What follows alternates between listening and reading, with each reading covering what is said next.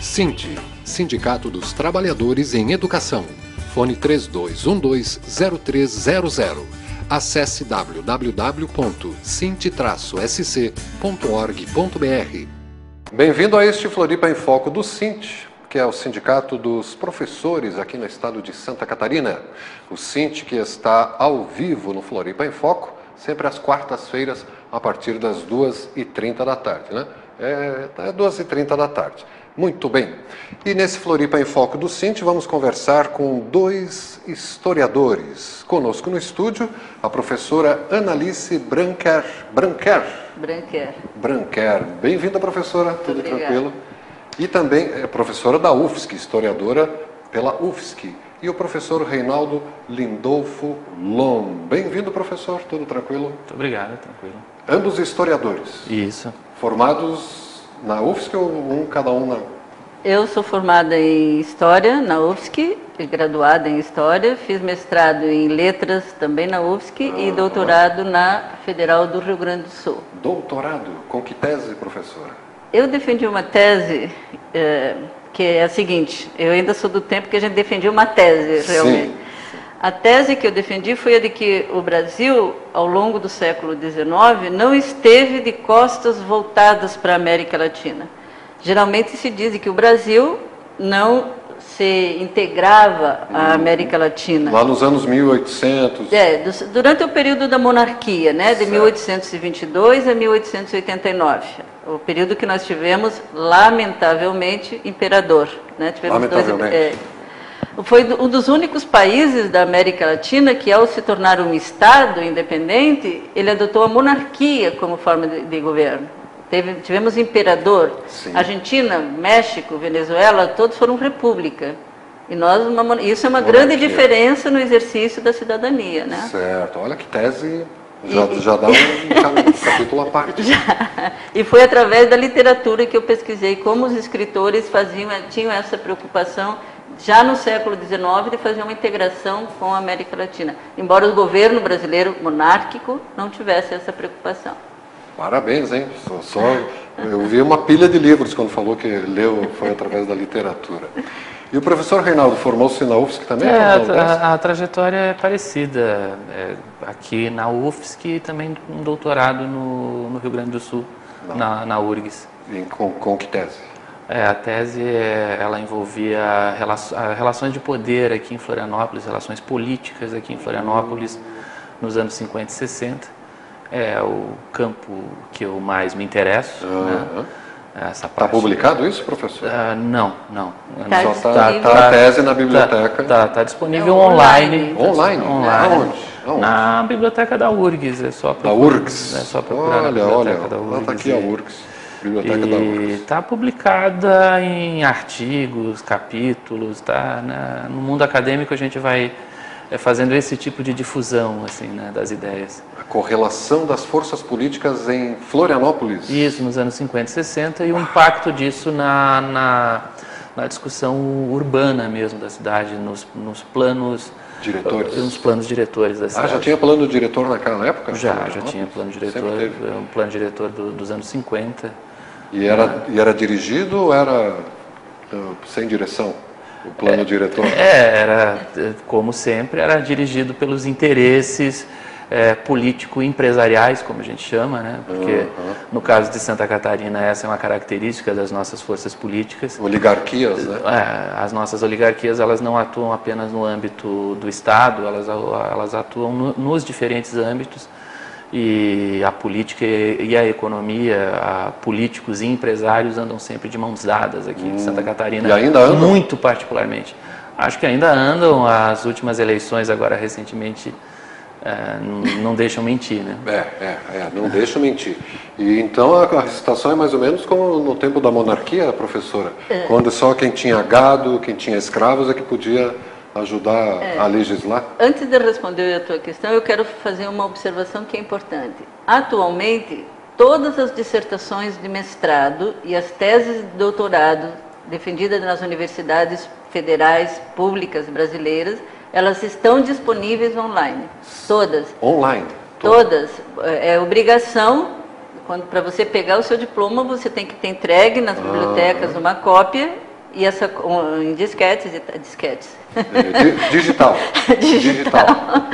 E aqui no meu tempo eu fiz em disquete, eu entreguei em disquete. É digital, e aí tem os bancos, né? E são todas disponíveis nos programas de pós-graduação das universidades. E as que não forem digitais, está lá impresso, né, arquivado na biblioteca, disponível para quem quiser pesquisar. Também.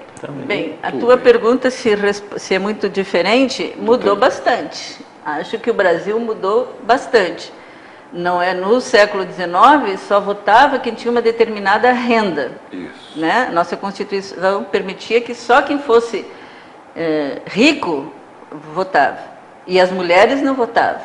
Mulher, é bom frisar, nem votava. Né? Não votava, mesmo que fosse rica, não votava. Em 32, com a Constituinte de 32, depois do Getúlio Vargas, as mulheres começam a votar, mas os analfabetos não votavam. Ainda não.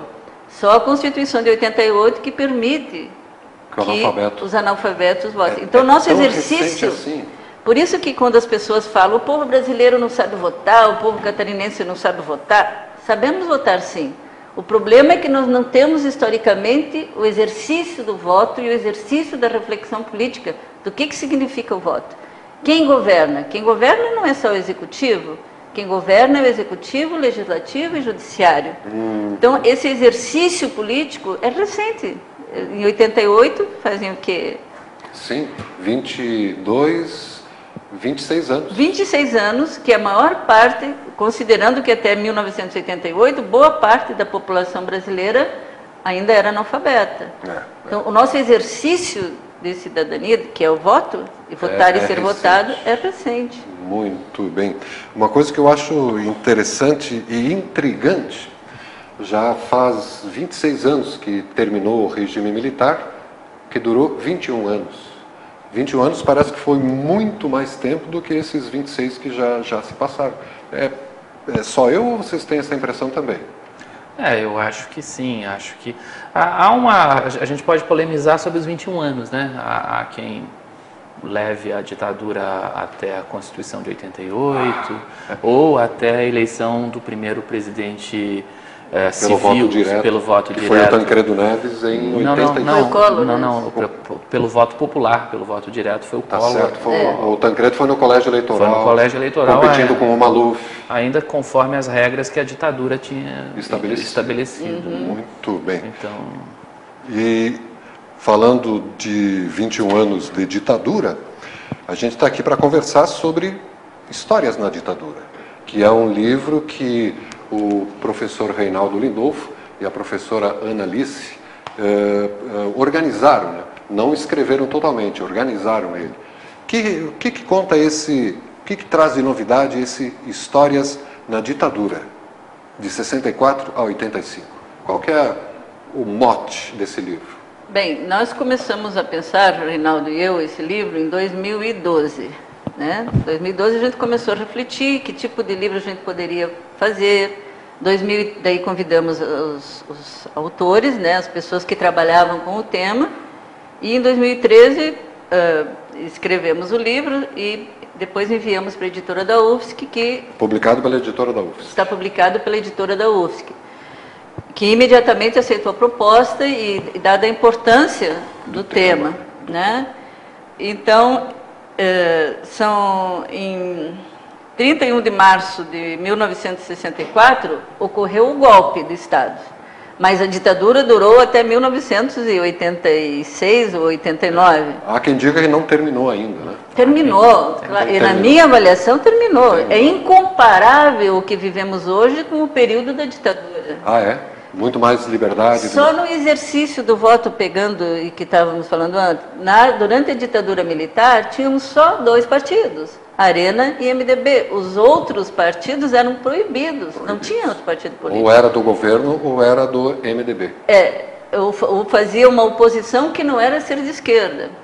Né? E se você falasse de política em sala de aula, você era imediatamente... No dia seguinte não vinha para aula. E ninguém ia saber dizer o que teria acontecido com você. Então é completamente diferente o que vivemos. Nós ainda vivemos sob o regime capitalista, sim. Nós estamos no sistema capitalista, mas nem se compara a democracia que temos hoje com o período que vivemos da ditadura militar. Mas eu acho que o livro, ele tem uma característica que eu acho que é importante, eu acho que ele eu penso que possa valorizar o livro para quem queira se interessar nessas histórias, que é justamente a de mudar um pouco o foco a partir do qual a gente observa esses processos históricos, né? Quando a gente diz histórias na ditadura Santa Catarina, a gente está querendo mudar um pouco a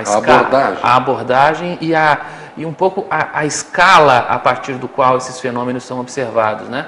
Você pode olhar um fenômeno como a ditadura a partir de uma escala meio mapa-mundi, né? Com as relações entre países, ou de uma forma nacional.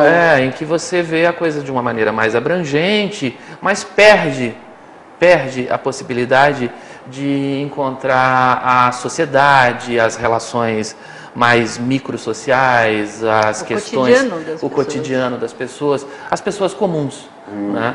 Então, acho que mudar esse foco de abordagem e olhar a ditadura a partir de Santa Catarina é um jeito de enriquecer a maneira como a gente compreende a ditadura como um todo, né? Pode trazer, inclusive, temas, discussões que muitas vezes não são comuns na discussão acadêmica sobre esse tema, o tema ditadura, e que já estão mais ou menos, essas discussões já estão mais ou menos consagradas, né? Sim, aos 26 anos deu tempo de escrever bastante coisa. Por exemplo, o livro, ele tá pensado em capítulos, né? Sim, então, são vários escritores. São 16 capítulos, né? Um para cada...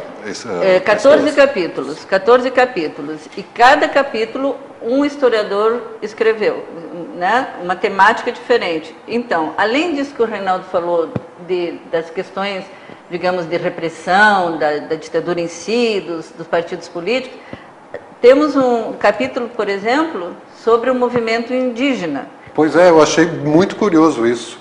Indigenismo e movimento indígena Xocleng, Caigangue e Guarani. Escrito pela historiadora e professora Luísa Whitman e pelo Clóvis Briguente.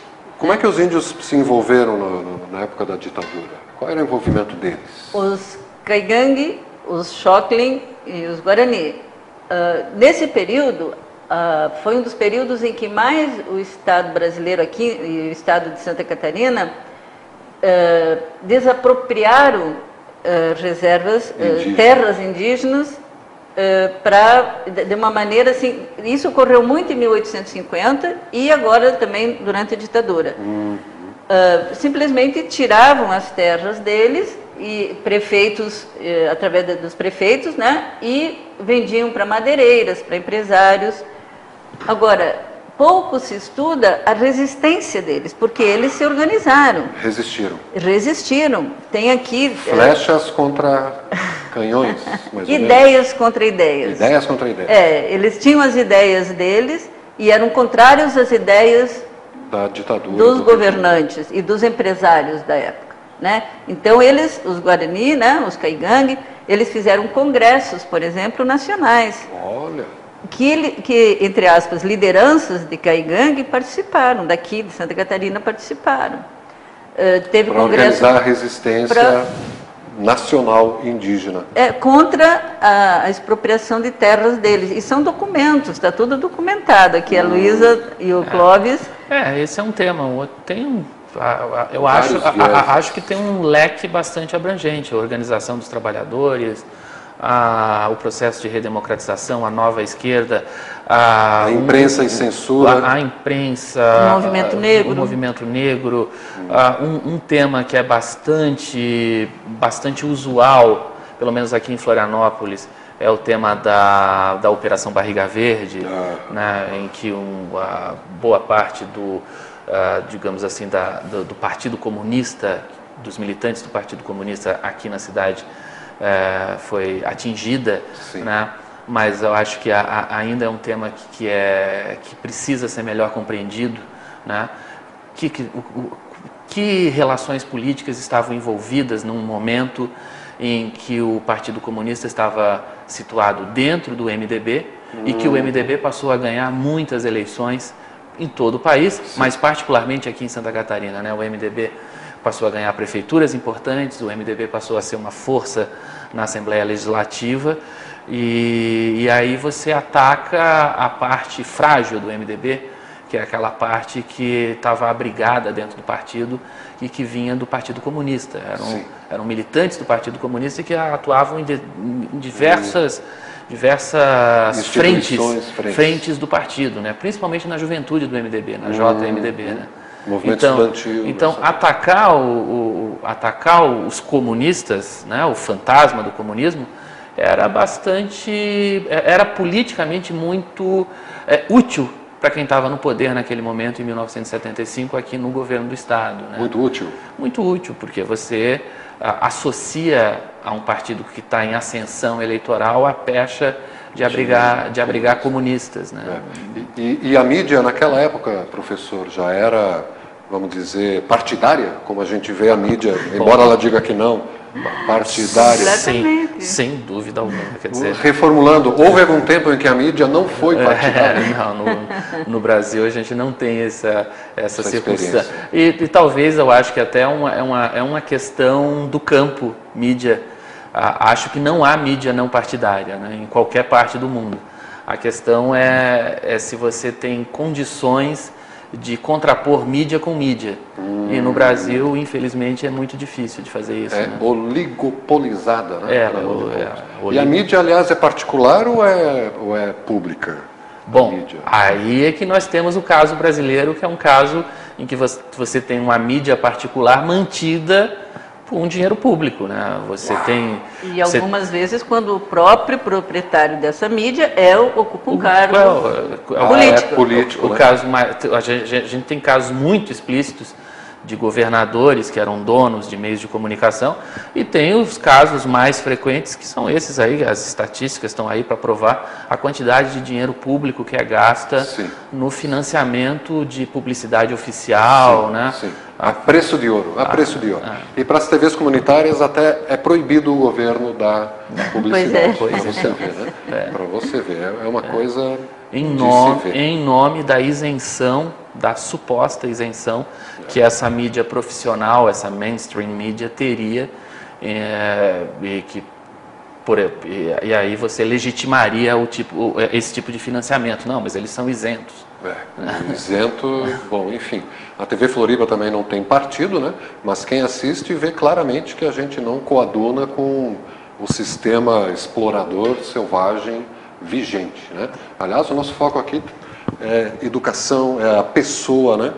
Propiciar informações a você, telespectador, internauta, para você ver o que você vai fazer da sua vida, né? Não estamos aqui vendendo pizza, tênis, candidatos, estamos tentando oferecer condições de elevar a sua própria consciência, né? Esse também é o objetivo que vocês buscam no História na Ditadura? Então, a gente procurou com esse livro sair exclusivamente do ambiente acadêmico, né? A gente procurou fazer um livro que seja lido pelo público em geral. Não tem que ser acadêmico para entender. Nós, na academia, temos um vício, que a gente escreve para a gente mesmo, para os nossos pares. E um dos objetivos desse livro, aliás, nós temos 4 volumes. Esse é o 4º volume de História de Santa Catarina. É o 4º volume, não é um livro só. Mas não é só sobre a ditadura. Não, isso que eu ia terminar de falar. Sobre que livro? O 1º volume é sobre Santa Catarina, meados do século XX. O 2º volume é sobre Santa Catarina no século XIX. Também com essa preocupação de diversos historiadores, diversos temas. E o 3º volume foi sobre Santa Catarina entre 1750, que costuma se chamar período colonial, mas a gente evita essa palavra, do período, porque é outra discussão, mas tudo bem. A rigor não fomos uma colônia, né? Mas 1700... a gente pode fazer um programa sobre 1750 até final até a independência, até 1822. A gente pegou esse período aí, né? E esse então é um novo volume sobre Santa Catarina na ditadura. Histórias na ditadura, como o Reinaldo destacou bem, não é histórias da ditadura. Isso faz toda a diferença. Histórias na ditadura, Santa Catarina, 1964-1986. Muito bom. Porque a gente também não tem a pretensão de esgotar o tema e de trazer para o leitor olha, nós vamos te dizer o que foi a ditadura. Isso é uma... Querer fechar a informação não há como, Isso é uma discussão que está em aberto e que o leitor vai poder tirar as suas conclusões. Mas eu acho que é fundamental, tem todas essas histórias aí, eu acredito que elas são fundamentais para compreender o Brasil durante e depois da ditadura.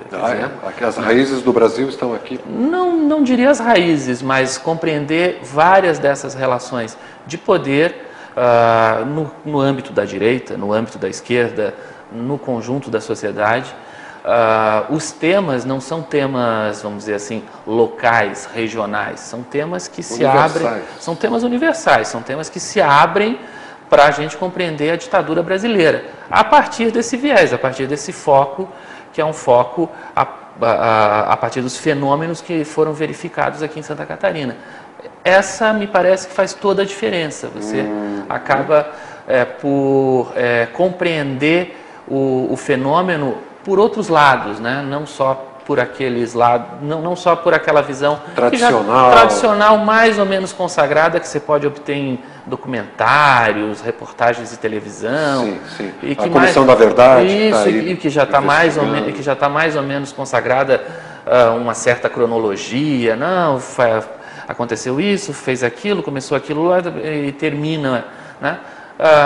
Lendo o livro, eu acho que o leitor vai poder tornar um pouco mais complexa essa maneira de compreender. Por exemplo, um tema que é bastante interessante, importante, que é um dos capítulos também do livro, é o movimento negro, né? Que hoje nós sabemos que já há bastante tempo o Brasil é um país de brancos, negros e amarelos, né? Ou por ordem de chegada, amarelos, brancos e negros.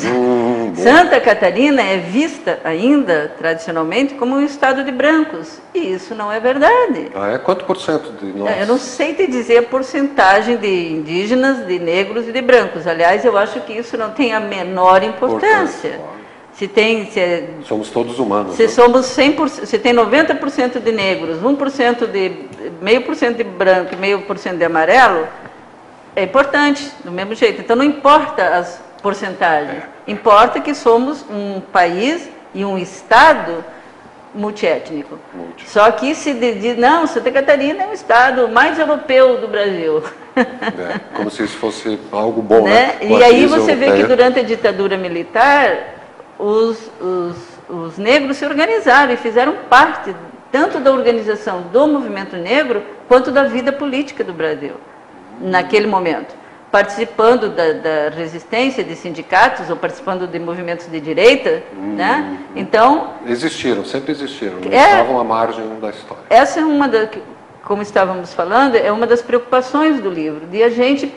E como os capítulos se encerram em si, você pode ler um capítulo e ter uma ideia daquilo, né? Então você não precisa ler o capítulo 16... o primeiro capítulo para entender o 16. Você lê... São histórias fechadas em si.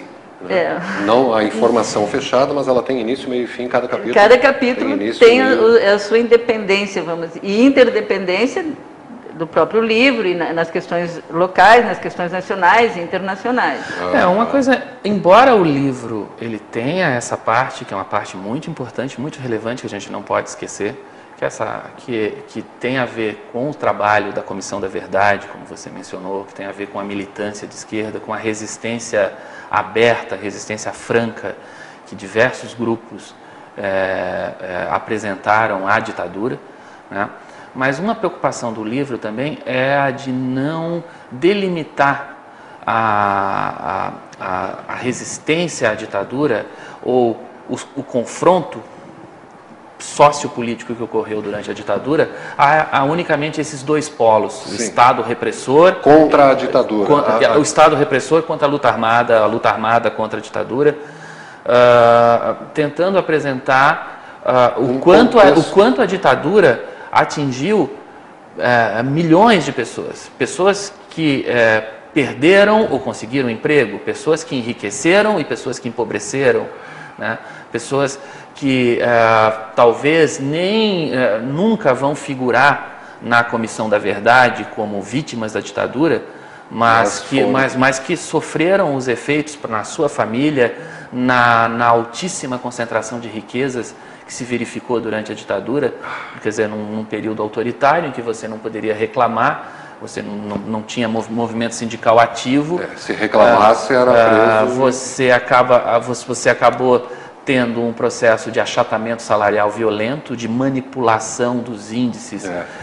Sai o índice da inflação, a poupança vai render 25%. Absolutamente manipulados, né? Com vistas exclusivamente a beneficiar uma plutocracia. Plutocracia. E não é a do Mickey. O governo dos ricos ali, né? Que é esse pessoal que cercou os militares. Né? Nossa, muito interessante, hein? Já deu vontade de devorar o Histórias na Ditadura, Santa Catarina, de 1964 a 1985. Editora da UFSC, 300 páginas. E já foi feito o lançamento? Vai ser feito? Já foi feito o lançamento. E está disponível aonde o livro? Na editora da UFSC, não é isso? Então, nós já fizemos um lançamento que foi muito bacana no SIC em agosto. E estamos divulgando o livro ao longo do ano e do ano que vem também, porque, né? As escolas que quiserem comprar o livro, por exemplo, podem ligar para a editora da UFSC e há a possibilidade de fazer uma negociação. Nem precisa ligar, tem contato online. Tem contato online também, e eu ainda sou do tempo que é do telefone. Telefone. Né? Mas quem quiser comprar, as pessoas que quiserem comprar o livro, está disponível na página da editora da UFSC, coloca lá editora da UFSC, vai aparecer, você entra na página. E procura Histórias na Ditadura. Pelo título lá no cantinho, o título do livro põe Histórias, já automaticamente a primeira opção já vai aparecer o livro. Histórias na Ditadura. Dos professores Reinaldo Lindolfo Lomo, leciona na UDESC hoje? Isso. Lecionando na Universidade do Estado, né, a UDESC, e a professora Annalice Branquer. É isso? Branquer? Branquer. Escreve-se Brancher, mas é Branquer, a pronúncia. Professora da Universidade Federal de Santa Catarina. Olha, parabéns, hein, pelo trabalho, pela informação nova, oxigenada que estão disponibilizando aí para as pessoas, né? E para fechar, rapidamente, mandar um alô para alguém. Tem alguém em casa acompanhando para nos despedirmos? Então, como você falou ainda há pouco, e que eu achei muito bacana, que essa emissora, a TV Floripa, tem uma preocupação de educar, não só de informar, mas de dar o conhecimento. Isso é muito bacana. E é isso que a gente pretende também com o livro, de dar conhecimento, de que a gente conheça o Brasil. E não apenas com uma informação qualquer, isso é o Brasil. A gente está conversando aí no livro com um determinado período, mas a gente sabe que ele começou antes e tem continuidades até hoje. Hoje a gente vive os reflexos do período da ditadura. Né? Então é importante, a história não é esse encadeamento. A história não é uma coisa chata. Os professores de história são chatos, mas a história é muito bacana, é muito interessante e é importante a gente conhecer a nossa história para a gente mudar, porque nós somos um país muito bacana. Eu queria agradecer aqui o espaço, agradecer o CINT, agradecer a direção do CINT, pessoalmente a professora Claudete Mitman, né? que coordena a comunicação. Fez essa articulação para conceder esse espaço aqui para a gente. Então, acho que a gente agradece bastante aqui. Eu agradeço novamente a presença dos professores. Olha, parabéns pelo trabalho. E está vendo o volume 5 ou agora já vão partir para outra? Se houver energia. Se houver energia. Energia tem bastante. Vem. Já estão convidados para vir aqui, né? Consciente ou não, né? Para vir à TV comunitária, porque é uma informação de ponta mesmo, né? E que não se encontra por aí. Não se encontra por aí. Obrigado mais uma vez pela presença e você, telespectador internauta, pela audiência aqui no Floripa em Foco do CINT, que é ao vivo sempre às quartas-feiras a partir das 2h30 da tarde. TV Floripa, a TV que você vê, ouve e sente a diferença.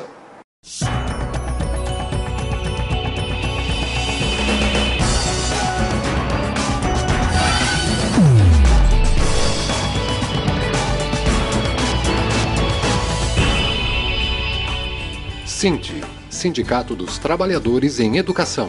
Fone 3212-0300. Acesse www.sint-sc.org.br.